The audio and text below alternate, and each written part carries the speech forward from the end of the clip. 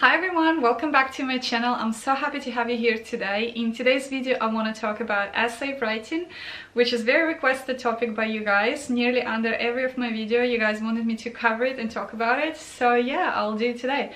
I'm a bit fancy today. I have this dress that I bought nearly 2 years ago. I was going through my wardrobe today and just sorting the clothes that I have and decided what I want to give away and what I want to keep, and I found this dress and I wore it to try it on to decide whether I want to keep it or not, and I really liked it.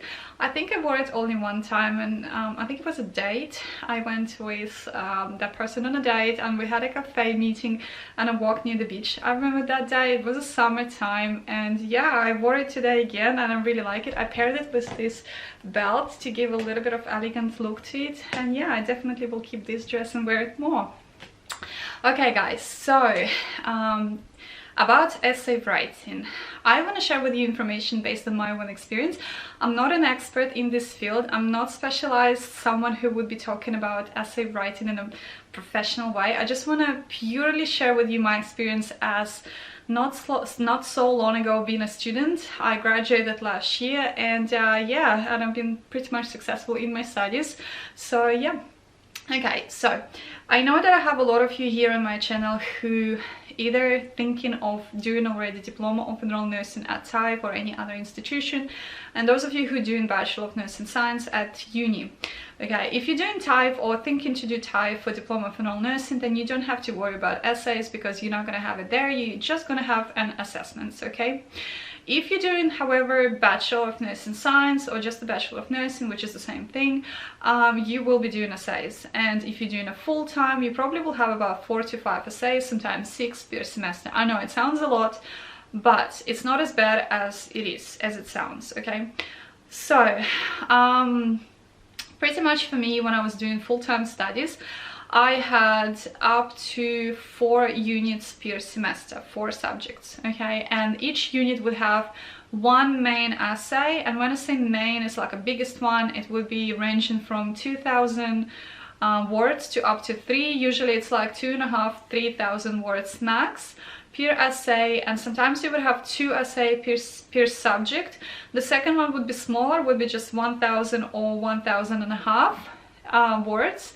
And then the third task would be either like a poster presentation on a particular topic, or a video, or just an assessment very similar to TAFE, where you will be given a topic and just a number of questions that you need to answer, or 2 topics and the number of questions under each one of them. It's not going to be an essay, but the questions will be linked together covering that particular topic. Okay, for essay, so my own experience would be try to dedicate at least 1 week for it. I'll tell you why. Well, my perspective on it is that you don't have to be in rush. You won't be in rush if you dedicate the whole week for it. You won't kill yourself in front of a computer by sitting like for long hours, you know. And third point is that you will still have your life. If you are working, or if you have kids, if you have a family, if you have any other duties in your life, you will be able to do it while still prepping yourself for essay. And the fourth point is that you will have kind of a fresh mind looking at the essay, because you're not going to be putting yourself in that position where you have to like sit all day and night doing your essay and you can't really think clearly anymore because you're so tired of it and just tired physically in general that your brain can't process anything. You don't want to put yourself in that state, okay? Because literally you can do essay in 3 days. If you kill yourself in front of the computer like day and night, you can finish it in 3 days, okay? I've done it once when I was just not really good with my time management, and I was working and I had some situation going on in my life. I had one time when I needed to do essay like literally in 4 days. I think it was 4 or 5 days left due to submission date, and I needed to complete it quickly, and that was a complete disaster. Like, I've still passed and I had a good mark for it and stuff like that, but it was just, I remember I killed myself. My back was dead, literally dead. So yeah, so I will advise you at least allocate 5 to 7 days max for an essay preparation and writing, okay? What I mean by preparation, okay? Before you start writing any essay, you need to gather the information and prep your topics that you want to cover in your essay. So let's talk about the structure of the essay. Essay consists of 4 parts. First part is your introduction, second part is your paragraph 1, paragraph 2, and then conclusion. So these are your 4 parts. 4 parts. Okay, your introduction is pretty easy one.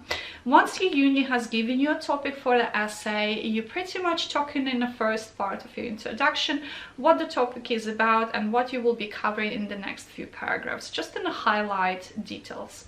Your first paragraph and second paragraph usually linked together. Remember, your essay is like a story. It's not 4 different parts, they're talking about different things. They're all talking about one thing within a thing. And I'll tell you what I mean by that. When you have a topic, let's say you've got a topic about sepsis, covering sepsis, and sometimes you would have a topic that is like a general topic. They want you to just talk about everything you know about sepsis. And sometimes they will give you topic inside the topic. So it's like they want you to cover sepsis, but within that topic, they want you to cover a particular medication that has been successful in the past few years in treating sepsis, you know, or what's been improved in treatment options for sepsis in the past 5 years. Okay, so in this case, your first paragraph and second paragraph, you will be talking about, let's say, 2 different treatment options that you found, that you researched, and here you can either link them by finding similarities between them, or you can find comparisons between them, comparing them in a way that they either been successful or not successful. Maybe one of them was successful and the other one is still going under the trial or didn't pass the trial. I'm just giving you like any random examples, but you have to link them together. And then your last part will be conclusion, where you conclude in what you've been talking in the first 2 paragraphs. Okay, and your conclusion could be your own conclusion as well, and the conclusion is based on the research that you've done. Okay, so that's pretty easy. The structure of the essay is very, very easy. And going like thinking about, okay, if my essay is going to be 2,500 words, I will spend about 200 or so for introduction, then I will spend another 6 or whatever 100 on the first paragraph, and then another 6 on the other, and then the conclusion will be about like 3 to 4 or 500 if you want to. So like you have to kind of calculate all of that, and do not go beyond the number of words that the university is suggesting you. They don't like you to go beyond, because you can lose even points. I think you're losing like 5 or 10% if you go beyond, and then you're losing as well points if you go under. So if it tells you from 2,500, that means from that number. Do not make your essay 2,000 words, because you'll still probably pass, but you will lose the points, and you don't want to lose the points, because when they grade you for the essay, they have a whole structure of grading. They grade your grammar, they grade your research, they grade how well you discovered and covered the topic, they grade the reference sources that you provided and the number of references as well. So there is like a whole, you know, system of grading your essay. They literally like break it into pieces, you know. So yeah, you don't want to lose the points on a particular, on something easy and simple, like, you know, like going under the amount of words that they're asking you for. Then when it comes to research, let's talk about research. Okay, what I usually do, and it's not a perfect way, it's not a recommended way, but I find it easier for me. Sorry, I have something in my eye. I feel like I have a fluff or a hair.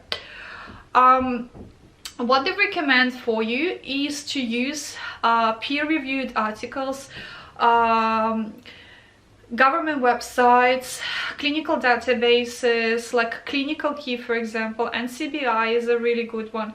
Then they would want you to use journal articles, online library of the university itself, and also books. Okay, these are your main source of information. Do not go to nursing blogs, YouTube videos and all of that, Okay, do not go to like healthonline.com and all of that, because those resources you can't reference. I'm not saying that they're not right. Look, in our days, there are great YouTube channels made by clinical professionals that they give you so much legit information, and you can refer to that information for your own knowledge. However, you can't use that information as a referencing point for your essays. Neither you can use that information if you're a TIFE doing your assessments. They would not accept it, okay? So just be careful when you reference. What are your sources that you're using? But what I do and why I say it's not recommended, because this is what I do personally. Once I know my topic for the essay, I go on Google and I just randomly see what is it that I have to search about, you know, because sometimes I just have no clue. Like I have a bit of hints and here and there, but I don't know what is it. So I just learn, and I don't go particularly to vlogs and blogs, but I might go to something like a health.com or something, Healthline I think it's called, like one of those websites where they give you a lot of information, but I know that I'm not going to be using it for reference, but I'm using it just to give me a hint. What is it that I need to search about? And then once I more or less understand about the topic, I go and I find the proof in a legit sources, like the peer-reviewed articles, journal articles, clinical databases, nursing books, and all of that, okay? Why I do this? Because most of the time they will tell you at uni to use books for referencing that are no older than 5 years old. I don't have these books at home, and what I found down, like really disadvantaged and downside when I had my studies at uni at USC, is that the physical library of our university had only small number of books that would be either last editions or the editions before it. So anything within the last, let's say, 4 to 5 years, you would only have like 3 or 4 samples in a library, and you have thousands of students studying with you. And what it makes even more worse, that the latest editions and the editions before it would be only for use in a library, and you can't have it all day. You can't just take a book and sit in it like from the morning until the closing hours of the library if you want to kill yourself, if you are working crazy, super busy schedule, and this is a day you have to dedicate for your essay, and you're like, oh my gosh, I'm gonna stay all day in the library, I'm gonna knock it off today and done, boom, finished. Nah. Doesn't work that way. They will only tell you to use 3-4 hours max for that particular book, and then you have to give it back, and someone else will come and have a choice, like have an option to use it. Okay, so you can't even sit with that book. Okay, so because of this, most of the time I would just like, I wouldn't have hands-on on information, like in terms of books and stuff. Online library of the uni, I personally didn't really like it because it didn't have a variety of the journal articles and peer-reviewed articles on the topics that have been given to us. Okay, I found it, and not only me, a lot of actually students were saying the same thing, like it was really poor library. Online library, they would have information but not enough. Like for example, when I used to be a TIFE, we used to have a database paid and included in our payment for the whole course called Clinical Key. This is beautiful database. It's for money. If it's not included in your studies by the institution that providing you the course, then you can subscribe to it and pay by yourself. But it has latest nursing books, any medical books, because it's not only for nurses, it's for any medical practitioners. They would have like the latest books, they would have the latest researches, like, and they would have heaps of articles for you to choose from, not just few but heaps of them, you know, and they would be like right to the point. And I used to just love the database. I used to use it so much for my assessments when I was back at TIFE, but my university did not provide this database for us. and I didn't want it, to be honest, subscribe to it and pay money for it. But I remember one of my few of my students, they were at ACU University, they had it there, and I think Griffiths had it as well, like just for my friends who I know about. My University of Sunshine Coast, we didn't have it. Maybe they did have it, maybe they implement it now, but when I was doing it, we didn't have it. So what I do, going back again to what I was saying, so what I do, I go online, research as much as I can to just give myself a general understanding what a topic is about, and then I start to go into a proper resources, which would be, as I said, peer-reviewed articles, journal articles, whether from online library of my university, or I will go to the library and I will use the books there. I would also go to a really good database, it's called NCBI. I will put a link in the description box below for you guys. It has a lot of good stuff that you can actually reference. Then I would go to the government websites. Government websites are allowed to be referenced, like anything queensland.gov.au, you can use it. queenslandhealth.gov.au, you can use it because it's a government website and it's legit. So you can use that. And then yes, if you have access to Clinical Key, you can use it as well. My hint to you, okay, if you want to use books, actual physical books, in your local library at your university, then do not wait until the last week or even last weeks prior to the due date of your essay, because as I said earlier, the number of books is very limited at the library, and if you wait until the last, you can imagine that everyone is just rushing into the library and taking those books, and you literally won't have a chance to even touch it or see it, okay? Because somebody will be always having it there.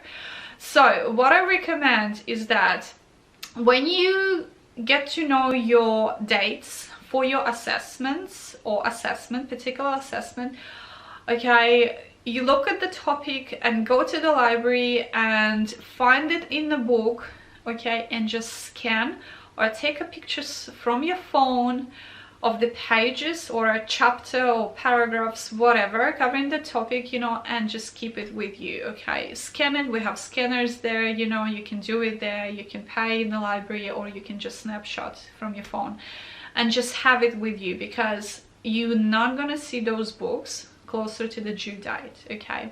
So that's my advice to you, do that, and then you will have your information on hand, okay? Then, in regards of referencing, okay, be very careful what you reference. As I said, you can't reference YouTube, you can't reference nursing blogs, healthline.com and all of those websites. Just, you can search for information there for yourself if you want to, but never ever reference those sources. Usually the uni, they will give you a referencing style, okay? My uni were using Harvard referencing style. TIFE, I think it was APA we used to use, and then they've changed it to Harvard, I think, and then they went back again to APA. But each referencing style is different only in a way how you put in the source that you've been using.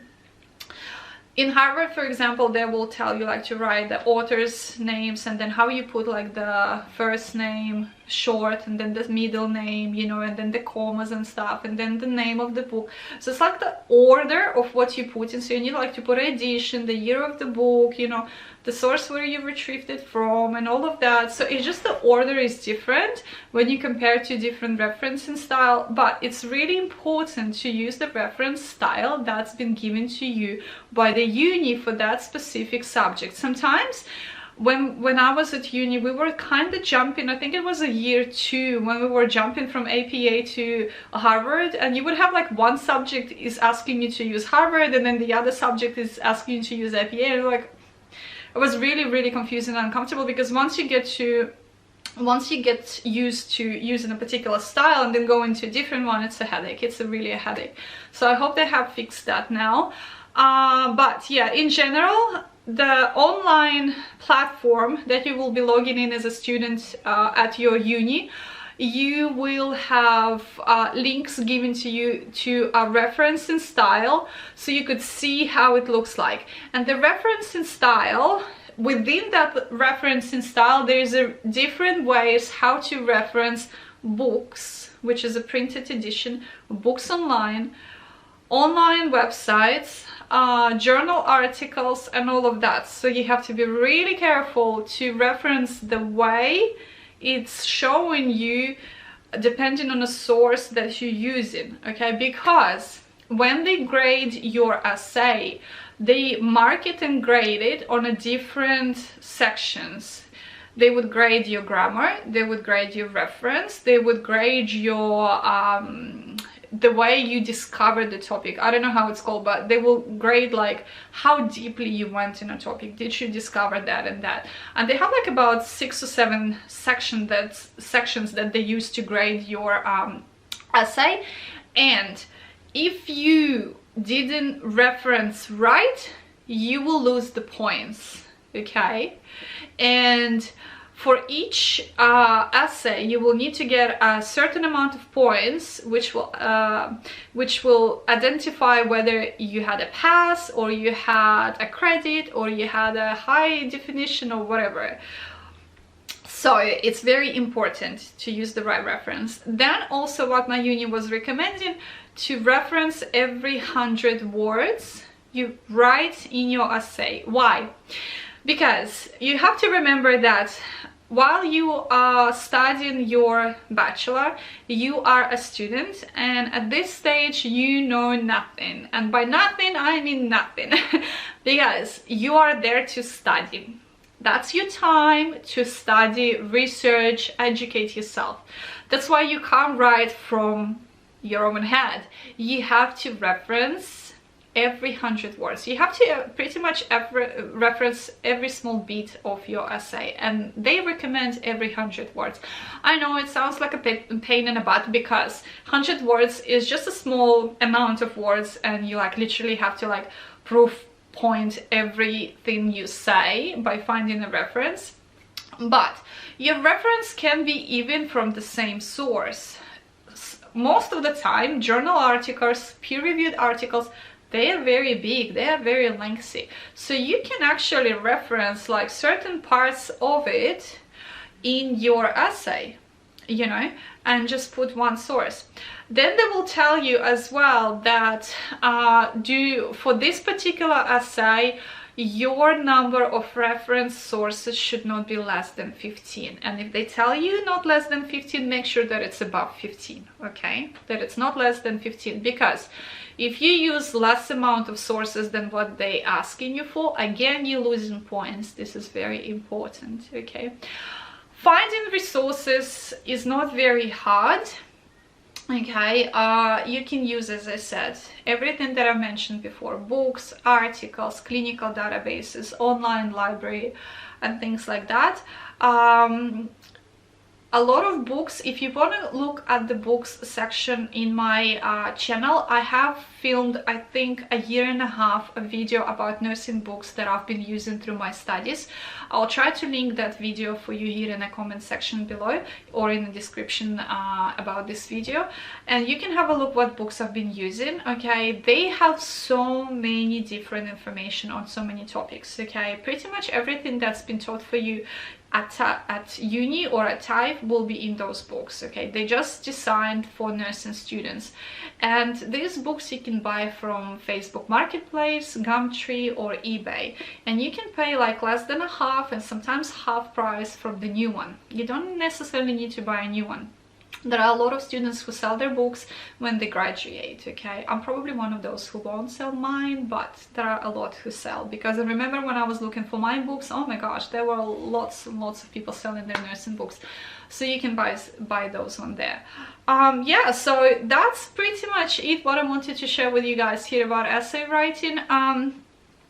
It's not as hard as it seems once you get to know the structure of it and you get into a habit of essay writing, because you will be writing like at least 5 up to sorry, my camera turned off. Yeah, because you will be writing like at least 5 to 6 essays per semester. You will get into a habit of writing it, and it won't be that scary. You will get used to the fact that you need to allocate the proper amount of time for it, and you will just do it automatically. Yes, it's very time consuming and it needs a lot of brain work, but it's a really good opportunity for you to learn how to do your research. Because once you step into a nursing field or like a clinical medical field, research will become a part of your life. And now looking back at uni times and all the assessments and essays that I've been doing, I'm looking at it like something that is was so beneficial for me, because I've gained that habit now in me to research everything I need to know. Like anything that I don't know, first automatic response in me, go and research it, you know. Bulletproof, put the bullet points, you know, and write down information. Even like if you've noticed, when I was doing a lot of my videos, I was always writing in like a bullet points in my notebook before I actually talk about it to you guys, because I didn't want to forget it. And every time I would talk about something, I was always doing a little bit of research so I could talk to you about things that I want to talk and I don't want to miss anything. So yeah, even for my videos, research became really big part of it, because yeah, I wanted to deliver to you as much information as I possibly could.